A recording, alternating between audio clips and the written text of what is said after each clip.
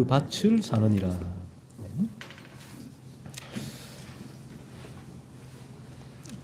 네, 어느덧 24년 마지막 주일을 맞이합니다. 매년 연말을 맞이하게 될 때 매년 이 시간이 우리에게 주는 교훈은 성경적인 교훈이죠. 성경적인 교훈은 첫째는 이 연말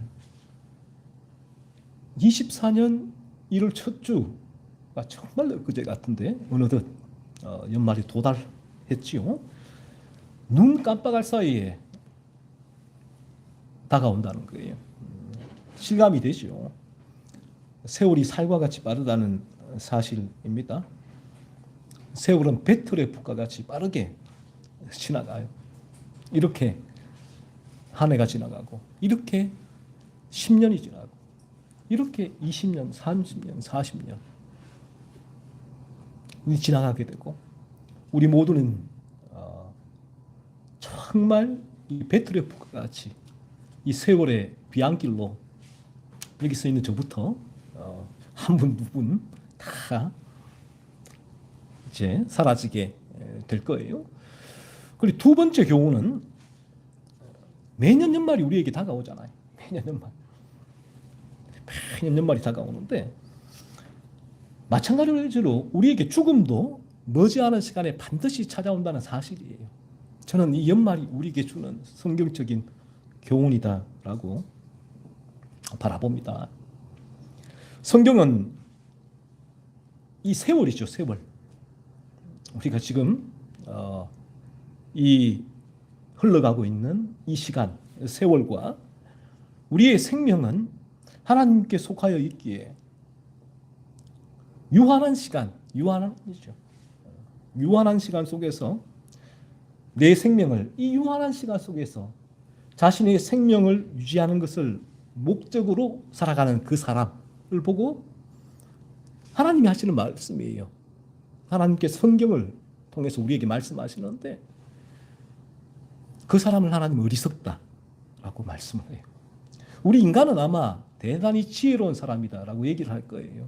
유한한 세상 속에서 자신의 생명을 어떻게 하면 잘 유지할 수 있을까를 계획을 세우고 전략을 세우고 여기에 올인해서 이 땅에 남보다 더 많은 것을 얻고 누리는 그 사람을 세상은 지혜로워라고 얘기를 하지만 성경은 어리석다라고 말씀을 해요. 이와는 반대로 자신이 유한한 시간 속에 살아가고 있으며 자신의 생명의 주인은 하나님이시기에 하나님께서 오늘 밤 내 생명을 취하실 수 있으시구나. 이분이 하나님이세요. 여러분이 좀 기분 나쁜 말일 수도 있겠지만 이 성경이 진리니까 내일이 여러분의 것이라고 생각하세요? 천만에요, 천만에.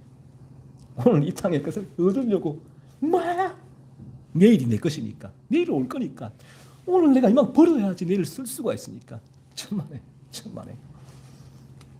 내일은 여러분의 것이 아니에요. 오늘 이 시간 이후도 제 것이 아니에요. 제 주변에도 그 젊은 청년이 일하고 자취하는데 심장마비로 죽었다잖아요. 그전인가 뉴스에 그 젊은 청년이 드라든 청년 맥체인이 27입니까? 데이비드 브레인도 29. 생명이 우리 게 아니에요. 제가 이 시간 설교원 하나 불러가실 수도 있어요. 내일이 우리 것이라고요. 천만에. 성경의 진리가 우리 안에 들어오게 될 때 진리는 이렇게 말씀을 하세요. 그러니까 우리가 진리 앞에 서지 않으면 우리의 귀는 세상에 기울일 수밖에 없어요. 내일 나는 반드시 살아가. 세상은 이렇게 얘기하지. 그러나 하나님은 그렇지 않아요. 내일은 너의 것이 아니야. 성경의 진리죠. 주신 자도 여호와시요 거두신 이도 여호와시다. 하나님께 주시지요. 거두고 가시는 것도 여호와십니다. 욥의 고백이 있잖아요. 욥이 얼마나 부자였습니까? 부자였어요. 일순간에 거두고 가시잖아요. 또 욥기 마지막 장에 하나님 또 주시잖아요. 하나님의 주권적인 역사 가운데 욥의 이 고백, 이 사실을 알고 살아가는 사람은 지혜로운 사람이다라고 성경은 말씀을 해요. 그래서 우리에게 진리가 들어오면 우리는 지혜로운 사람이 되는데 그 지혜가 뭐냐? 성경의 지혜는 바로 하나님의 주권을 바라보고 이 땅의 세월의 유한한 시간 속에 내가 있다는 사실을 알고 내 생명의 내일은 내 그날도 나의 것이 아니다. 하나님의 소유라 하는 사실을 알기에 그렇다면 무엇을 해야 되는가? 영혼이죠. 영혼. 내 영혼을 위해서 경성하는 그 사람. 영원한 내 영혼이 거해야 할 그 처소를 위해서 힘을 쓰고 애를 쓰고 경성할 수밖에 없죠. 그 사람이 지혜로운 사람이죠. 우리 안에 그리스도의 생명이 들어와 있다면, 진리가 들어와서 마침내 거듭나서 그리스도 생명이 들어와 있다면, 여러분 무엇이 행복하세요? 행복한 것 같아요. 내 상상에 돈을 많이 벌면 남보다 훨씬 더 좋은 대학이 들어가면 행복할 것 같아요. 천만에. 그렇지 않아요. 우리 안에 그리스도의 생명이 있으면 그리스도의 십자가를 묵상하는 그 자체가 행복이에요. 그리스도를 묵상할 때, 그리스도를 사랑합니다. 그 고백을 할 때 우리 안에 기쁨이 넘쳐요. 기쁨이 넘쳐요. 그래서 내가 추구하는 바는 그리스도의 십자가, 그리스도의 사랑을 바라고 추구하고 사모하고 이 거룩의 길로 그래서 걸어가게 되는 이 삶이 참 기쁘고 행복한 삶이고, 이 삶이 우리의 영혼을 위하여 경성하는 삶이 돼요. 내 영혼의 나의 가장 큰 문제가, 중요한 문제가 영혼의 문제고, 그러므로 이 영혼을 위해서 내가 온전히 이 영혼을 위한 방향성, 향한 이 삶을 살아가게 되는 것이죠. 우리가 2024년 마지막 주일을 맞이하면서 제가 여러분에게 드리고 싶은 질문은 이 질문입니다. 곰곰이 돌이켜보세요. 여러분은 무엇을 위하여 살아오셨습니까? 무엇을 위하여 한 해 살아오셔서 지금 이 24년도 마지막 종착역에 도달해 계시는지요? 여러분에게 삶의 목적은 무엇이었는지요? 내 삶의 목적. 여러분에게 가장 중요한 가치가 무엇이었는지요? 무엇이었는지요? 진리는 이렇게 말씀을 해요. 진리가 마태복음 16장 26절에서 사람이 만일 온 천하를 얻고도 제 목숨을 잃으면 무엇이 유익하리요? 사람이 무엇을 주고 제 목숨과 바꾸겠느냐? 이 말씀은 사람의 영혼이 천하보다 귀하다라는, 더 소중하다라는 말씀을 하고 있는 거예요. 사람의 영혼의 문제와 바꿀 수 있는 것은 이 세상에 존재하지 않는다는 거예요. 여러분의 영혼, 그 문제, 여러분의 몸뚱아리, 이 땅에서 내가 어떻게 더 편하게 살 수 있을까? 그 문제가 아니라 우리의 이 몸은 하나님 우리 영혼을 불러가시면 끝나요. 흙이 돼요. 흙이. 아무런 잠시 잠깐이지만 우리의 영혼은 영원해요. 영원. 그 영혼, 영원한 장차 저 영원한 처소에 거해야 되는 우리의 영혼. 그래서 중요한 문제가 무엇이 있냐는 거죠. 없다라는 것입니다. 그래서 마태복음 10장 28절에서도 몸은 죽여도 영혼은 능히 죽이지 못하는 자들을 두려워하지 말고 오직 몸과 영혼을 능히 지옥에 멸하실 수 있는 일을 두려워하라 라고 말씀을 하잖아요. 몸을 죽이는 일을 두려워하지 말고 우리의 몸과 영혼까지도 능히 지옥에 멸하실 수 있는 일을 두려워하라 라고 말씀을 해요. 성경의 진리는 이 시간 저와 여러분 모두에게 진리가 우리에게 영향을 주지 않으면 우리 인간은 어쩔 수가 없습니다. 죄의 지배 가운데 있다면 우리의 마음은 이 세상을 향할 수밖에 없어요. 세상. 하지만 진리가 들어오면 죄에 대한 깨달음이 있는 자들에게는 이 진리가 그렇지 다시 방향을 돌리게 하고요. 거듭난 이들에게는 더욱더 온전히 그 죄의 유혹을 뿌리치고 이 방향을 향해 나아가게는 동력을 주는 거예요. 또한 이러한 진리 가운데 성령이 역사하면 죄의 무감과 같은 이들이 이게 죄구나. 나의 죄 때문이구나. 나의 탐욕이 이런 삶을 살게 만들었구나. 라고 고백하며 죄를 깨닫게 되는 역사가 일어나게 되는 것이죠. 우리 인간은 어쩔 수가 없는데 이 죄의 지배 가운데 있는 인간은 어리석을 수밖에 없어요. 어리석은 존재다. 그런 거예요. 그래서 프란시스 세퍼도 이런 얘기를 하잖아요. 하버드 대학의 그 교수보다 거듭나지 않은 그 교수보다 거듭난 산골에 까막눈 할머니가 훨씬 더 지혜롭다라고 세프가 얘기를 해요. 바로 이 부분을 알기 때문에, 이 부분을 깨닫기 때문에 무엇이 중요한지 그 가치를 알고 붙들고 그 가장 소중한 성경의 진리가 말하는 바를 위해서 살아가기에 그런 것이겠죠. 그런데 어리석은 인간은 이 세상의 생존의 문제가 영혼의 문제보다 더 소중하고 중요한 문제로 여기고 이 세상에서 내 목숨을 연명하는 일을 영혼이 구원받는 일보다 더 소중하게 여겨요. 그렇죠? 이게 세상의 자연인의 모습입니다. 하지만 성경은 이에 대하여 분명하게 이렇게 말씀을 해요. 어리석다. 어리석다. 영혼보다 이 땅에서의 생존의 문제를 소중히 여기는 자들이여 라고 말씀을 합니다. 그래서 우리에게 영혼보다 세상이 훨씬 소중한 이유는 우리가 죄로 물들어 있기 때문에 그 죄가 작동하기 때문에 그래서 우리가 이 죄에서 건짐을 받게 되는 그 순간부터는 우리는 영혼의 문제 훨씬 소중해지죠. 그래서 주님의 몸된 교회도 마찬가지겠죠. 그렇게 되어지는 순간에 긍정의 힘이 뭐가 필요해요? 은사가 뭐가 필요하냐고요?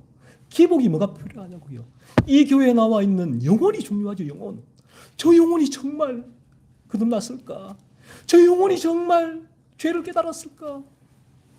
오직 그 문제. 그런데 교회에서 이 세상의 생존의 문제에 왜 그렇게 모든 관심을 거기에 기울이냐고요. 아니에요.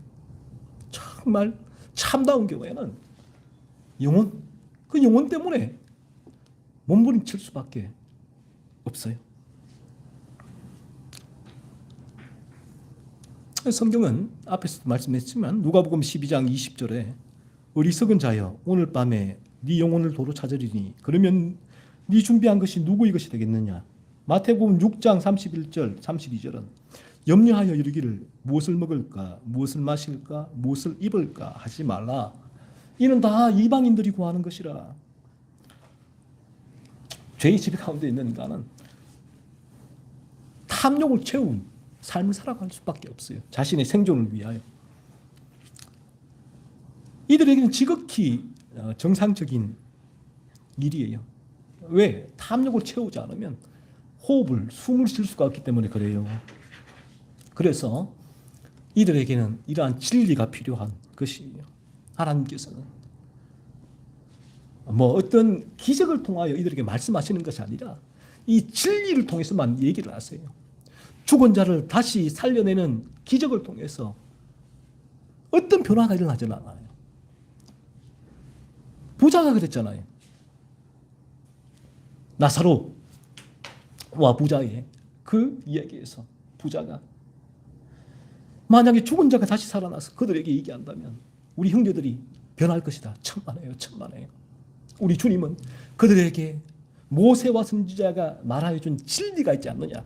그들이 그 진리를 듣고도 반응이 없다면 죽은 사람이 그 앞에 나타나서 예수를 믿으라고 해도 예수를 믿을 수가 없다. 하나님이 우리 인간의 영혼을 변화시키는 유일한 방법은 진리예요. 진리. 바른 진리. 바른 진리. 그 바른 진리 가운데 성령이 역사하지 이적 가운데 성령이 역사하지를 않으세요. 그래서 우리 모두는 날마다 이 진리, 바른 진리, 참된 진리 앞에 서는 일이 너무나 중요한 것입니다. 이러한 죄의 지배 가운데 자신의 탐욕을 쫓으며 오직 자신의 생존을 위하여 살아가던 사람이 이 성경의 진리를 들을 때 괴롭지요. 이 진리가. 왜? 그 탐욕을 쫓아가는 생존을 위하여 살아가는 삶이 나는 그것 때문에 호흡하고 있는데 그것이 죄라고 얘기하니까. 하지만 그 진리가 한 번, 두 번, 세 번 들릴 때에 그 사람이 너무나 괴로워서 때로는 귀를 막고 뛰쳐나가기도 하지만 때로는 욕을 하기도 하지만 그 진리가 어느 순간 이 사람에게 하나님의 은혜로 상황과 환경을 주장해서 들리게 할 때에 성령은 이 진리의 영이시기에 진리 가운데 역사하세요. 그럴 때 이 사람은 성령이 역사하게 되고 어느 순간 뭐 그 지점은 나중에 우리가 알 수 없죠. 하나님 주권에 속한 일이니까. 죄가 깨달아져요. 죄가 깨달아져요. 이 죄가 깨달아지는 것도 정말 신비한 일이거든요. 신기한 일이에요. 죄에 무감각한 인간이 이 죄가 깨달아진다는 것은 정말 신기한 일입니다. 제가 우리 지체들 가운데도 죄를 깨달은 지체들과 대화를 하고 또 다른 이 방향성에 있는 교회에서 그 지체들하고 대화를 해보면 참 놀라워요. 너무너무 신기해요. 거기다가 그 영혼이 거듭나게 되어진다면 더더욱 신기하죠. 놀랍죠. 정말 이것은 기적 중에 기적이에요. 다른 말로 표현할 수가 없습니다. 그래서 이제 이 사람이 죄가 깨달아지게 되어진다면 이 사람은 그 죄에서 벗어나기 위해 비로소 자신의 영혼의 문제를 다룰 수가 있게 돼요. 영혼의 중요성을 깨닫고 이제 여기서 벗어나기 위해서 몸부림을 치게 되죠. 하지만 죄가 여전히 그를 지배하고 있기 때문에 이 죄는 죄를 깨달은 그에게 또 득세를 한단 말이에요. 그래서 전이 세상으로 끌어가지요. 그래서 죄를 깨달은 영혼은 이 영혼과 생존의 문제에서 치열한 갈등, 사투를 벌이게 돼요. 생존. 이 탐욕이 계속 끌어가니까. 하지만 이 부분을 죄로 바라보고 아파하니까. 이럴 때 이 사람에게 뭐가 필요한가? 진리가 진리. 진리를 통해서 이 죄를 깨달은 상태와 죄가 득세하는 그 상태가 치열한 사투를 벌이고 죄가 여전히 그를 득세하고 있을 때 그에게는 진리가 필요해요. 진리를 통해서 영혼의 문제에 더 비중을 둘 수 있게 되고 그렇게 자신의 영혼의 거듭남을 간절히 간구하게 되고 그럴 때 성령의 역사로 어느 순간 이 영혼도 거듭남에 이르게 되죠.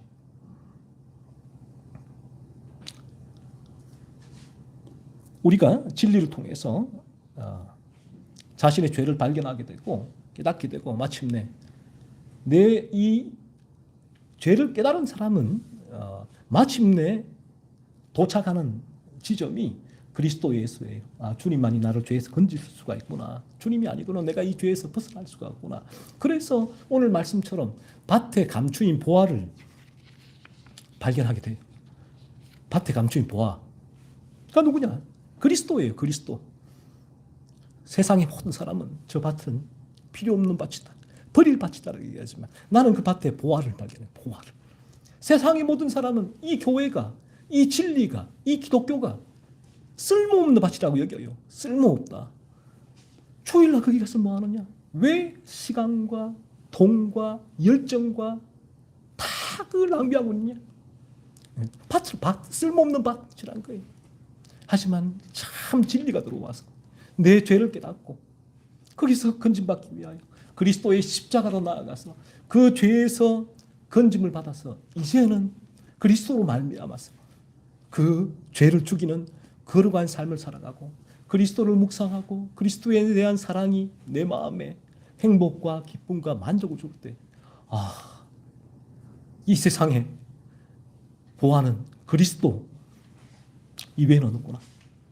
오직 그리스도만이 보아고 그 사실을 깨닫게 되는 것이죠. 저는 오늘 이 자리에 나온 모든 지체들이 2024년도 우리의 삶을 돌아보며 하나님 앞에 이러한 거듭남을 위하여 우리 영혼을 위하여서 내가 온전히 영혼의 거듭남을 위하여서 애쓰고 몸부림하고 달려오지 않았다면 그 부분을 회개하시고 이제 2025년도에 우리 모두는 이 사람처럼 밭에서 보화를 발견할 수 있는, 보화이신 그리스도를 발견할 수 있는 은혜를 더디기를 소원해요. 하나님께서 이 진리를 통하여 여러분 모두에게 한 사람도 빠짐없이 이 보화이신 그리스도, 그분을 발견하지 않으면 우리의 삶은 끊임없는 고통의 연속이에요.